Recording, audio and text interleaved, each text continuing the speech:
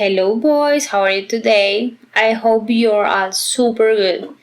My name is Linda, more known as Slim Fag in Twitch. And if you are new to this channel, hello! I'm gonna start a new series that is not gonna be so frequent like the gameplays that I have been uploading until now, because it requires a lot of investigation and organization of the ideas, etc, etc, etc. And if you like Rainbow Six Siege and crimes and real stories of murders, I really suggest you to hit the subscribe button, and at the end of the story, if you like the video and the story, to hit the like. And if there is something that you don't like, go ahead and comment it down below. Before of anything, I really want to thank you, the one that is listening to this first video of a big series, if it goes well.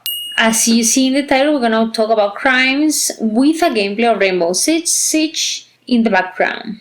I know that a lot of people is gonna say, yo Linda, how dare you? This is so insensitive. But the truth is that I really don't know how to engage this. I am lately enjoying really much playing Rainbow Siege and knowing and investigating about these crimes and serial killers stories, and what better to mix them and put them together in something that I like. Both of those things.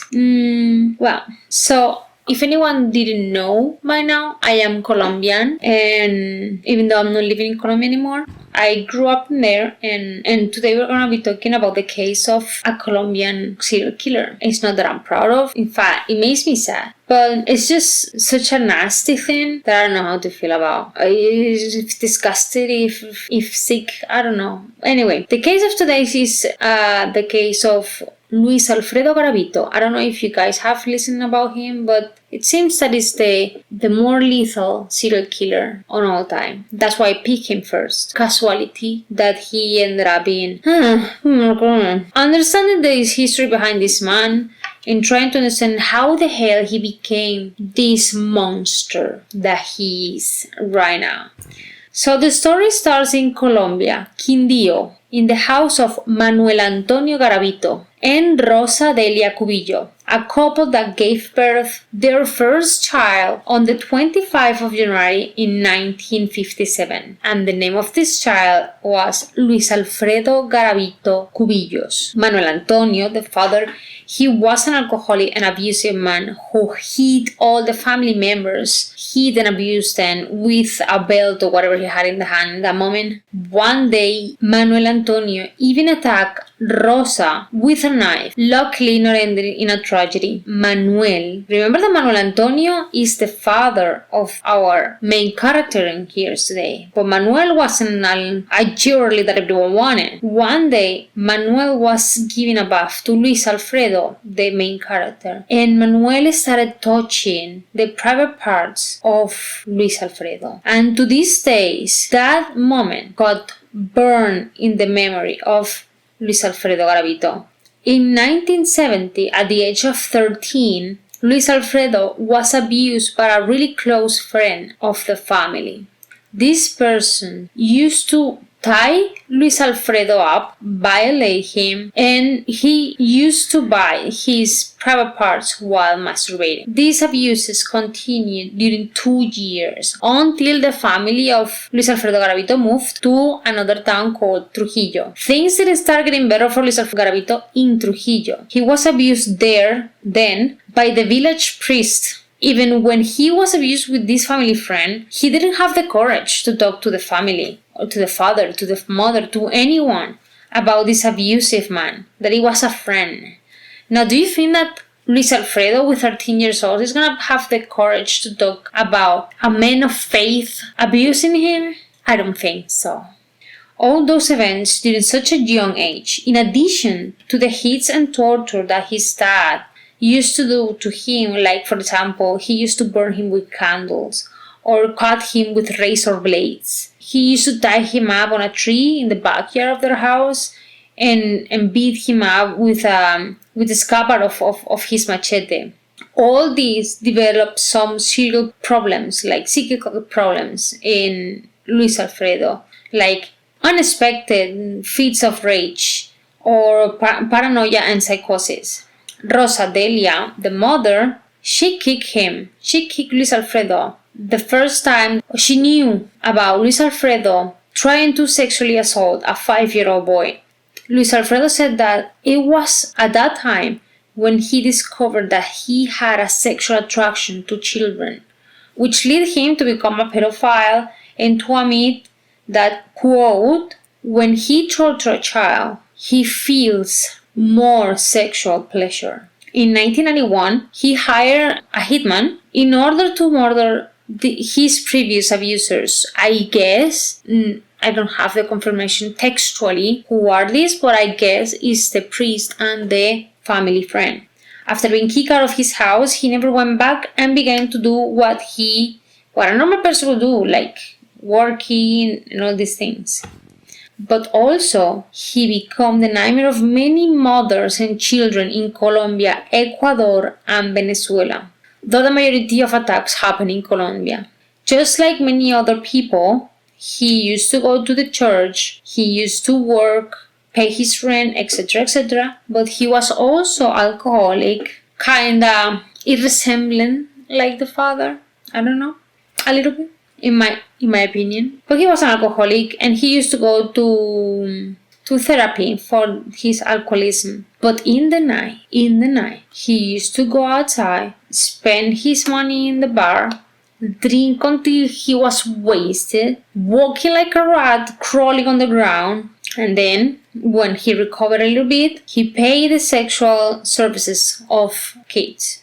In 1992, in Jamundi, Colombia, Luis Alfredo was drinking a beer, obviously, near to a park where a poor kid didn't have too much luck to be in there.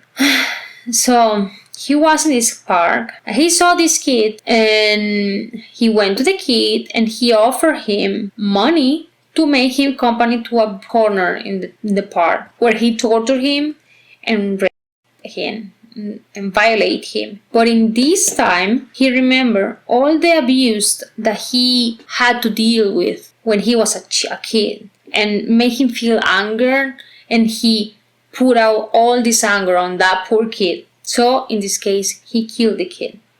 Is this when he started capturing children, torture them, violate them, and then eventually kill them?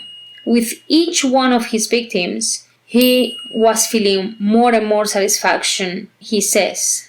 What it made him feel, quote, tormented. And so that led him to read the Bible really loud in his room. He used to write notes with the lectures of the Bible that he believed that it would be those that free his soul from going to hell or something like that. And so began the list of what it would be more than 200 victims for this man. He used to lure them with money or asking them for help or something like that, to guide them to isolated places, to once and 200 times more, torture them, violate them, and assassinate them.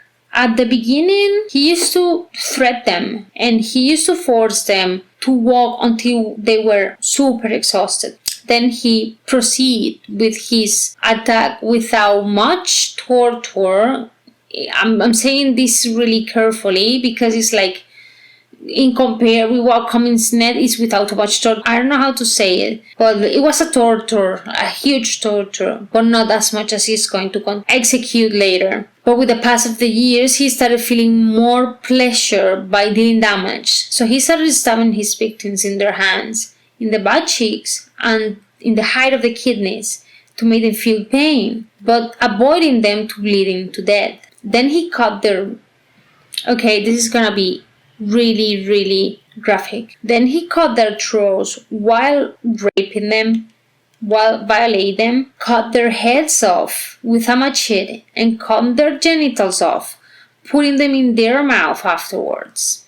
Around 1993, he started more gory procedures with the victims, cutting their guts out while alive. A cut long enough to let their intestines hanging out of their stomachs, but still didn't kill them in the act. Few survived. In fact, some of them, he let them go, but not before he cut the thumbs off. So he had like a reward or something like that. I don't know what is the sick mind of this man. But he didn't do it often because it was dangerous for him. In 1994, there were so many kids missing that the people and the police started getting worried about the situation. There were so many cases and in so many different places that the police ignored or didn't have the idea cross their mind of the possibility that all these cases were related. Then they found in the same year in Pereira a single place with 13 corpses of children. This made the police think that this situation was way more serious than they were thinking about. I mean, I don't think that they were thinking about anything because time has passed. It has been 4 years or 3 years since all these deaths appeared. And considering the amount of people that he killed, it's about 2 or 3 kids per month. The police didn't think anything in 3 years. The police didn't take it seriously. 2 kids per month. Then they found in the same year, 5 days after, in Villa Marcela, they found another place with 13 bodies. At the beginning of the investigation, it was believed that all these disappearances and deaths were part of the satanic rituals, or they even thought that it was related to organ traffic, but I don't know how, because the organs were there. In 1998, there were almost 100 cases, which made the police doubt that there were just one killer. The detective Aldemar Duran and the director of the prosecution, Armenia Alvaro, were obsessed with capturing the man behind all those crimes, and they were so sure that it was just one sneaky serial killer. One person. So they asked help to the FBI to get information about this type of criminals, serial killers, and all these minds. While this investigation were taking place,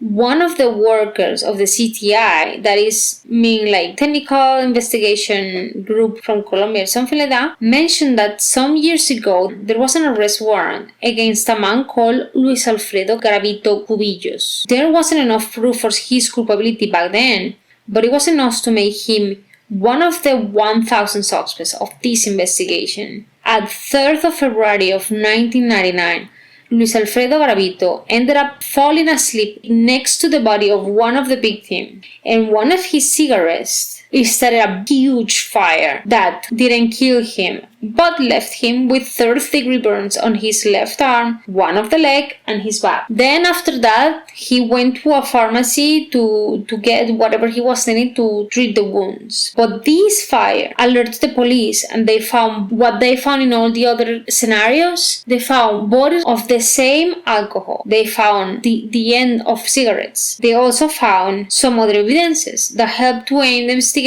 towards Luis Alfredo Garavito. They found some glasses, a pair of shoes, and the investigators deduced that if those things were in there in the scenario, the pair of shoes and the glasses, most likely he had to run away in the middle of the fire, probably with wounds. So now the suspect he was wounded by the fire. Now they know that the suspect had burns in the skin. But now the forensic team had the glasses and the shoes that they found out in the scene. They found out that the right shoe was more used on the edge, meaning that the serial killer was limping with that leg. The size of the shoe ended up telling the forensics team that the suspect was around 163-167 centimeters of height, and the lenses, it was more likely to be a pejorative condition developed by age.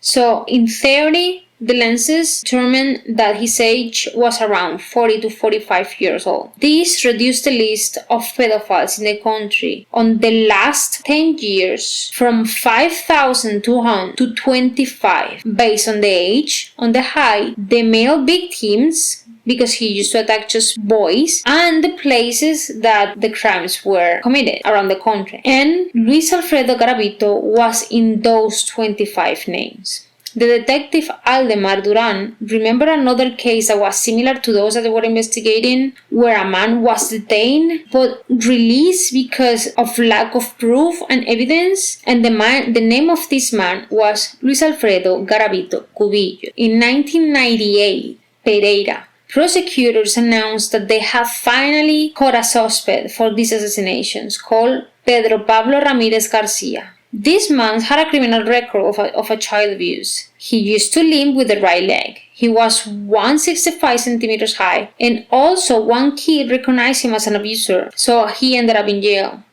Of course, this Pedro Pablo Ramirez Garcia claimed that he had nothing to do with these cases. And also, the detective Aldemar Duran didn't believe that he was the culprit behind these cases. During this period of time, 4 more bodies of children were found, and the police realized that the one that was responsible for the deaths of these kids was still free in the streets. After some days, Aldemar Duran could find and visit one of the sisters of Luis Alfredo Garavito. She told him that he recently visited her, and he left a bag with her saying to take care of this bag, that nobody should open it, no one can open this bag. Well, in the bag there were some news of crimes from the newspapers, plus a paper with the name of one of his girlfriends, Garciela Zabaleta. In her house, they found more newspapers news, some family pictures, Bibles, medicine books, and Satanism books. They also found some knives, ropes, and tickets with all the destinations of the multiple places of the murders. In April 22 of 1999, in Villavicencio, a woman called the police saying that she found a half-naked kid screaming and crying, saying that she just escaped from a man that tried to violate him. When the police talked to the kid, he said that a scrap dealer heard him scream, and this man, the scrap dealer, helped him, starting throwing stones at the aggressor. Then the kid ran towards the scrap dealer, and they both ran while the aggressor chased them until he stopped, scared of being seen. The aggressor, Luis Alfredo Garavito, he stopped to not be seen. When the kid was driven to the police station, a man limping with the right leg was seen by the kid, and he was recognized instantly. That was when he was arrested. But he identifies himself as Bonifacio Morera Liscano. That's just another name. The police realized that Bonifacio used to limp. He used glasses. He had burn wounds on the side of his body. And the detective recognized him as Luis Alfredo Garavito, so the lie didn't work. When he was captured, he was surprised that the police knew anything that linked all the 118 children dead together. He was surprised, like, oh my god, you knew? At the beginning, he denied to be guilty of this test, but then he confessed, and I quote, "I want to ask for forgiveness for everything that I have done, and I'm going to confess. Yes, I killed them. And not just that, I killed some others." He confessed for 142 victims. 142 victims. He had them written down in a blue notebook. He had the calendar with the days, the ages of the victims.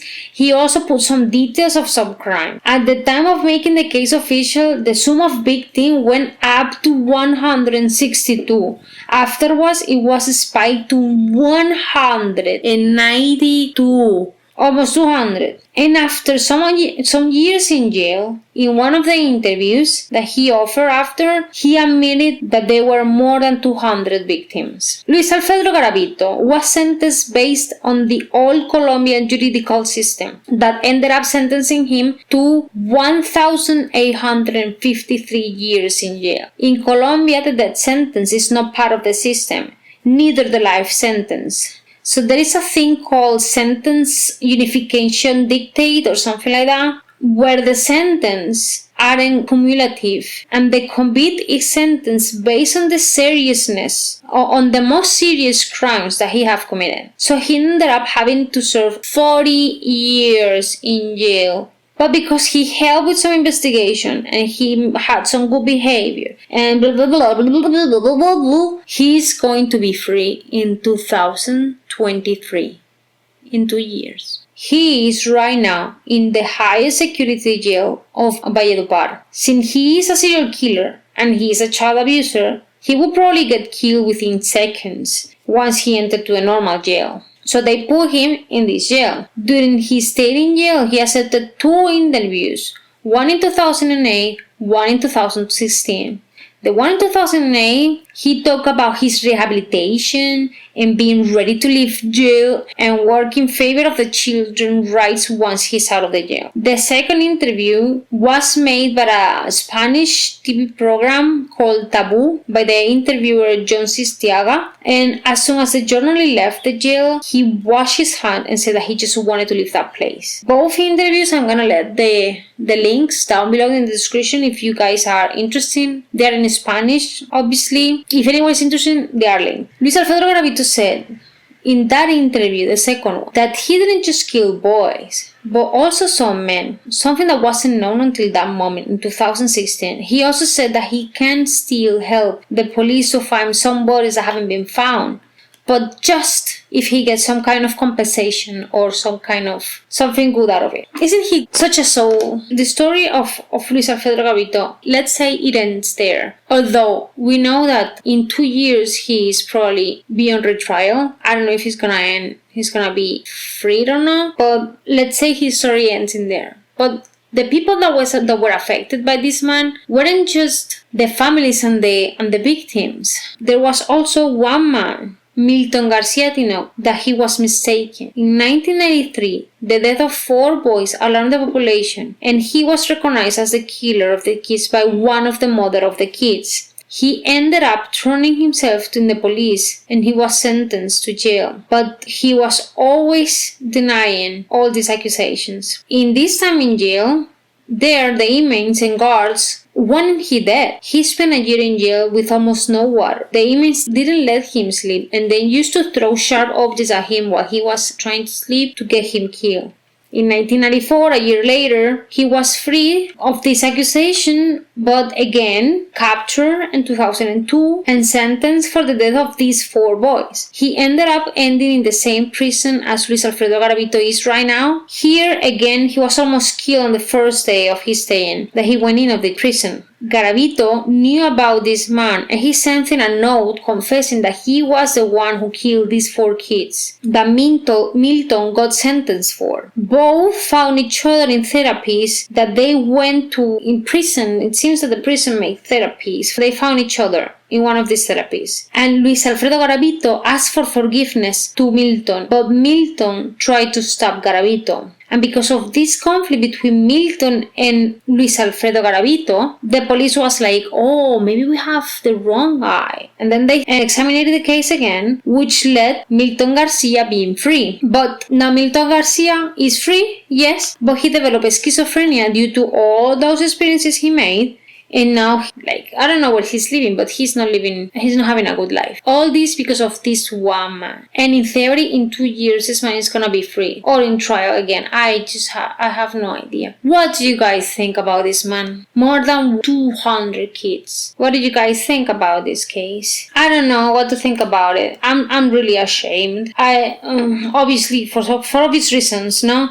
But anyway, how can a person do this to children? I think it is understandable that he ended up this messed up human being, but obviously it is not excusable and it is horrendous. All the suffering that this one solid man can affect so many other lives in its path through this earth, and he's not even that, and he's not gonna do anything else, good or bad. Obviously I'm expecting bad for obvious reasons. I don't want to be naive. I don't know. If you like this episode, this story, please leave a thumbs up.